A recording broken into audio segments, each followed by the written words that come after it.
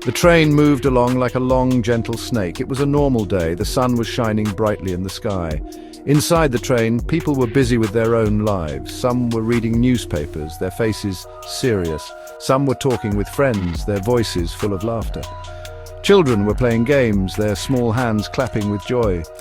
A mother was feeding her baby, her eyes filled with love.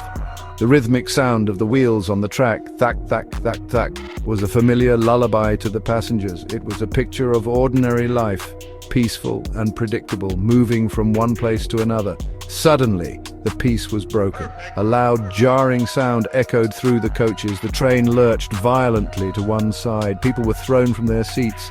Bags and luggage tumbled down from the overhead racks. The happy chatter turned into cries of confusion and fear.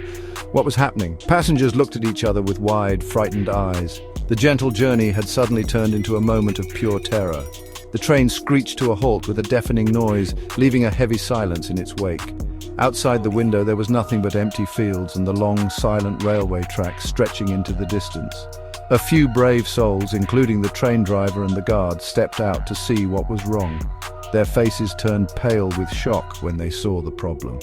A large section of the railway track ahead was completely broken. Heavy rains from the previous night had washed away the ground beneath the steel rails. The tracks were hanging in the air like a broken thread. If the train had moved even a few more feet, it would have derailed and fallen into the deep gorge below. Hundreds of lives were hanging by that fragile thread. The danger was real and immediate. Panic spread through the train like a wildfire.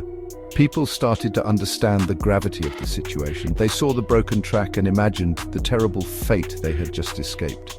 Tears streamed down many faces. Some people began to pray, their hands folded tightly. Others desperately tried to make phone calls, but there was no signal in this remote area.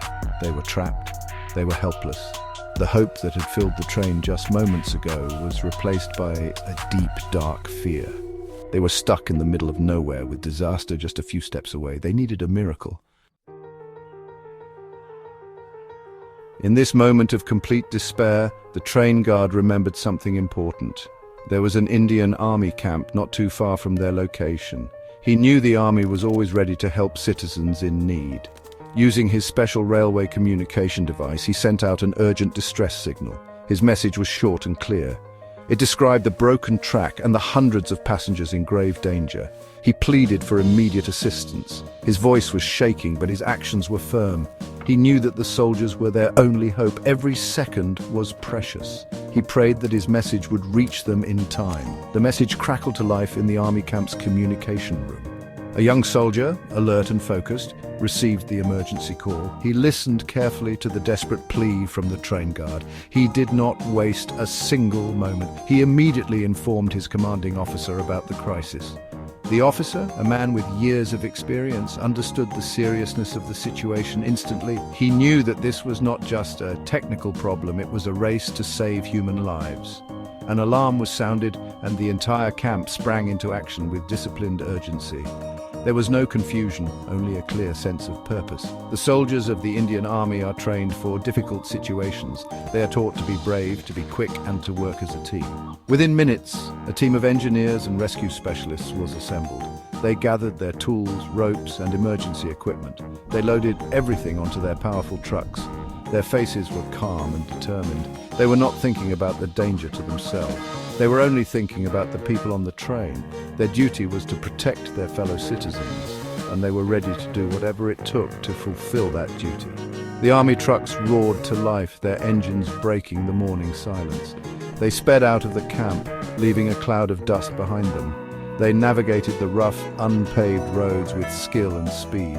The journey was difficult, but the soldiers were relentless. They knew that with every passing minute, the fear on the train was growing. They were not just driving trucks. They were carrying the hopes of hundreds of stranded people. Their mission was clear: reach the train, secure the track, and bring everyone to safety. It was a test of their training, their courage, and their commitment to the nation.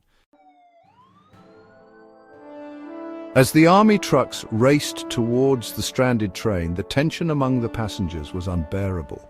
They could see the broken track from their windows. It was a constant, terrifying reminder of how close they were to disaster. Every small noise made them jump. Every slight movement of the coach felt like the beginning of a catastrophe. Children cried in their parents' arms, sensing the fear around them. The sun beat down on the metal roof of the train, making the coaches hot and stuffy. Hope was fading fast, replaced by a feeling of helplessness. They could only wait and pray for a miracle to happen. Then in the distance they saw a cloud of dust. Soon the familiar olive-green trucks of the Indian Army came into view. A wave of relief washed over the passengers. Cheers and cries of joy erupted from the train coaches. People pointed and shouted, "The army is here! The army is here!" Seeing the soldiers in their uniforms was like seeing angels of hope. Their disciplined and confident presence immediately calmed the panicked crowd. The soldiers were a symbol of strength and security. For the first time in hours, the passengers felt that they might be safe after all. The soldiers did not waste a moment. They jumped out of their trucks and immediately got to work. The commanding officer quickly assessed the damage. He divided his team into smaller groups, each with a specific task. Some soldiers started managing the crowd, reassuring the passengers and providing them with water. Others, the engineers, went straight to the broken track. They worked with incredible speed and coordination. There was no shouting, no confusion. Each soldier knew exactly what to do. It was like watching a perfectly choreographed dance of duty and skill. The most critical task was to create a temporary support for the dangling tracks. The army engineers used heavy wooden planks and metal beams from their trucks. They worked together, lifting the heavy materials and placing them carefully under the broken rails. They hammered, they drilled, and they secured the supports with thick ropes and clamps. It was hard, physical work under the hot sun.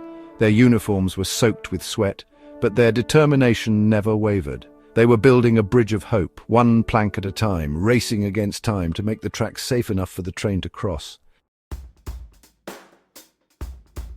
The most tense moment arrived. The temporary repair was complete. The army officer gave the signal to the train driver. The plan was to move the train very, very slowly across the repaired section. The engine started with a low rumble. Inside the train there was a complete silence. Every passenger held their breath. They clutched their seats, their knuckles white. The train began to inch forward, one wheel at a time. The sound of the wheels on the temporary wooden bridge was loud and frightening. It was the sound of risk, but also the sound of hope. Everyone's heart was beating like a drum. The train crawled over the damaged spot. The soldiers stood watch, their eyes fixed on the track and the wheels. They were ready to act at the slightest sign of trouble. The seconds felt like hours. The first coach crossed safely, then the second, then the third. With each coach that made it across, a quiet sigh of relief could be heard. Finally, after what felt like an eternity, the last coach of the train cleared the dangerous section and reached the solid track on the other side. A massive cheer erupted from the passengers. They had made it. They were safe. The people poured out of the train, their faces filled with gratitude and tears of joy. They ran towards the soldiers, folding their hands in thanks.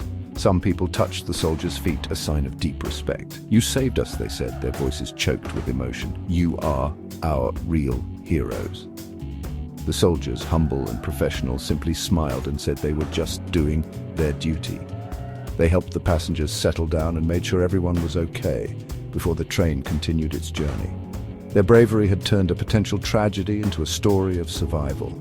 This incident is a powerful reminder of the courage and dedication of the Indian Army.